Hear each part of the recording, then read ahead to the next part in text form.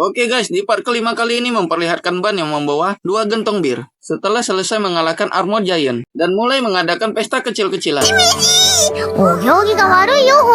Di saat yang sama, Chain pun undur diri dan mengucapkan perpisahan kepada Meliodas. Setelah itu, Elizabeth pun memperkenalkan diri kepada Gauter, sekaligus menanyai keputusannya untuk bergabung dengan mereka.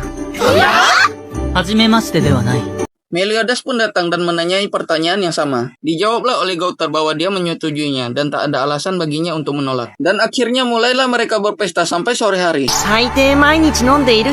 Di tengah suasana pesta, Meliodas mengingat sebuah pertanyaan yang mengganjal tentang siapa yang membuatnya pingsan. Di saat itulah Gauter mengatakan bahwa yang melakukan itu adalah Marlin, yang juga merupakan salah satu dari anggota Seven Deadly Sins.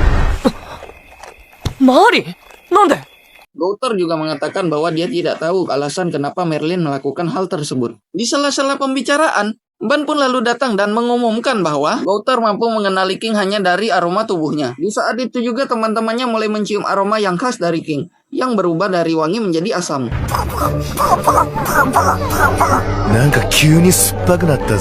Tak lama setelah itu, Gauter kemudian membaca ingatan-ingatan tentang Diana, Ban, dan juga King, yang seharusnya tidak boleh dipublikasikan. Tapi ya mau gimana lagi ya, kan namanya juga orang yang gak punya rasa emosi.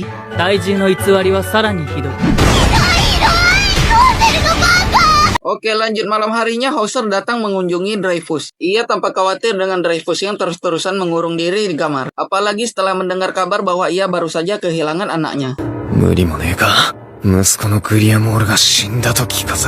Hauser juga berdiskusi dengan Dreyfus tentang calon kesatria kudus yang menunjukkan tanda-tanda aneh, matanya seperti sedang kerasukan. Dreyfus pun mengatakan kepada Hauser bahwa dia akan berdiskusi dengan Hendrickson tentang masalah ini.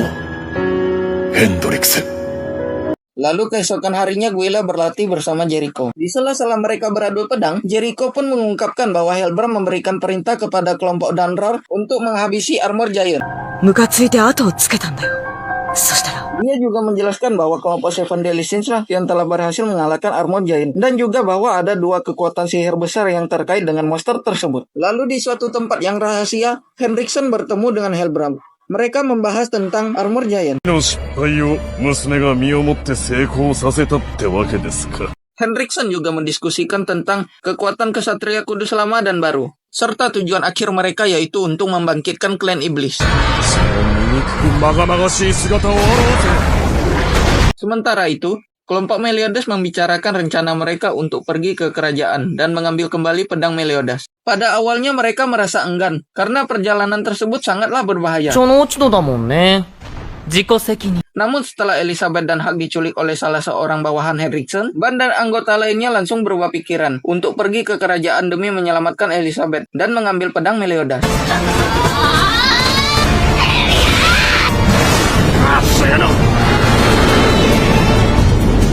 Lalu di kerajaan, Dreyfus dan Hendrickson terlibat dalam perdebatan serius tentang perang suci dan kebangkitan klan iblis. Dreyfus menunjukkan keraguannya, sedangkan Hendrickson tetap teguh pada rencananya.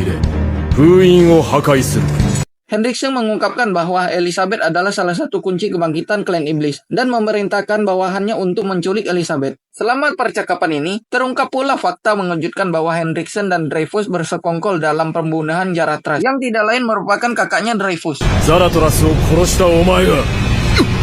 Lalu Meliodas, Ban, dan Gauter tiba terlebih dahulu di kerajaan. Mereka pun langsung dihadang oleh pasukan kesatria kudus yang tidak berniat membiarkan mereka untuk masuk. Pertarungan pun tak terhindarkan.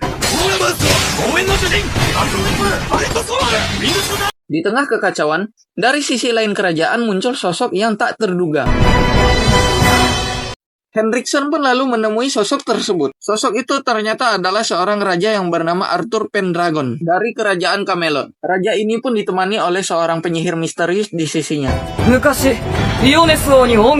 Saat Raja Arthur hendak masuk ke kerajaan, Hendrickson pun menahannya sejenak, menanyakan alasan kedatangannya. Merasa terkejut dengan perubahan lokasi yang tidak terduga, salah satu bawahan Hendrickson pun muncul di hadapannya, memberitahukannya bahwa dia kini berada di kerajaan Lyonesse.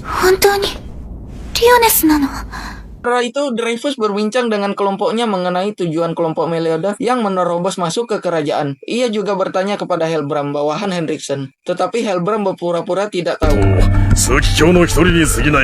Sementara itu, Meliodas, Ban, dan Gowther masih bertarung melawan pasukan kerajaan. Gowther pun akhirnya mengeluarkan harta sakralnya yang bernama busur kembar Heri. Dan langsung menggunakan skill yang membuat para musuh menganggap Meliodas, Ban, dan Gowther sebagai sanak keluarga yang sudah lama tak mereka jumpai. Henriksen pun kembali bertanya mengenai alasan kedatangan Arthur. Arthur menjawab bahwa kedatangannya adalah urusan rahasia kerajaan. Tak lama dari itu, seorang penyihir bawahan Henriksen datang dan melapor bahwa Elizabeth kini telah tertangkap dan berada di penjara bawah tanah istana. Henriksen pun langsung segera memerintahkan penyihirnya untuk menghadang kelompok Meliodas.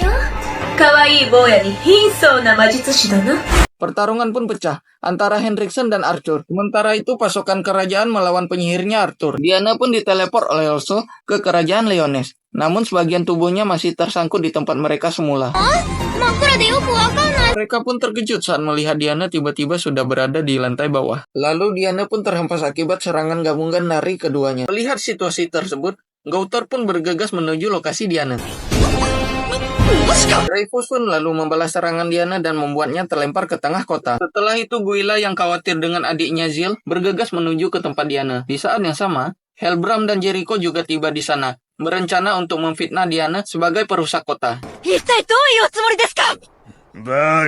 Saat Zil hendak menuju ke tempat Guila, bangunan yang ada di atasnya tiba-tiba runtuh. Diana pun dengan cepat bertindak dan melindungi Zil dari reruntuhan, mempertaruhkan nyawanya demi menyelamatkan bocah itu. Tak lama dari itu, Dreyfus dan yang lainnya pun tiba di sana. Sir dan Guila memutuskan untuk membelot dan melawan kelompok Dreyfus, menyatakan diri bahwa mereka tidak akan lagi mengikuti perintah yang tidak adil.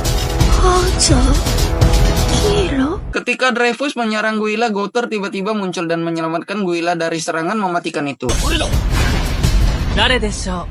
Di sisi lain, terlihat Elizabeth dan Hugh sedang mencari jalan keluar. Elizabeth tiba-tiba teringat akan kakaknya yang bernama Margaret. Mereka pun memutuskan untuk pergi menemui Margaret terlebih dahulu. Setibanya di sana, Elizabeth pun mencoba untuk membujuk Margaret untuk melarikan diri bersamanya. Namun tiba-tiba, Hugh malah terkena teleportasi ke tempat yang tersembunyi. Seketika itu juga Elizabeth pun langsung pingsan terkena impact dari sihir tersebut. Scene pun kembali ke tempat semula, di mana Gowther memperkenalkan dirinya kepada semua orang yang terlibat dalam pertarungan. Membuat Helbram, Dreyfus, dan yang lainnya terkejut dengan kehadirannya. Pertarungan pun segera berlanjut, kali ini antara Gowther dan juga Dreyfus. Namun hanya dalam sekejap mata Gowther pun tertusuk oleh Dreyfus. Dan di saat itu juga, Gowther menggunakan kekuatannya untuk memproyeksikan ilusi mimpi buruk dan memperlihatkan ingatan masa lalu kepada Dreyfus. Hingga sampai saat di mana Jaratas terbunuh oleh Henriksen dan juga Dreyfus. Gowther pun mengatakan kepada Dreyfus bahwa dirinya tidak akan bisa keluar dari tempat ini. Tapi pada kenyataannya ternyata Gowther lah yang ambruk terlebih dahulu.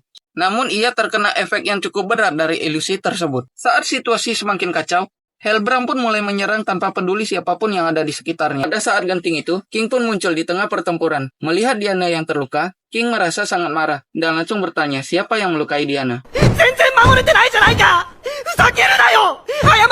Di tengah-tengah pertarungan, ingatan masa lalu dari King pun muncul. Dia pun mengingat saat meninggalkan hutan peri untuk mencari keberadaan Helbram yang hilang. Seketika itu juga Helbram menyerang King dengan kejam, menebasnya hingga terjatuh ke sungai. Namun sayang sekali part kelima kali ini harus berakhir sampai di sini kawan-kawan. Sampai jumpa lagi minggu depan. Bye-bye.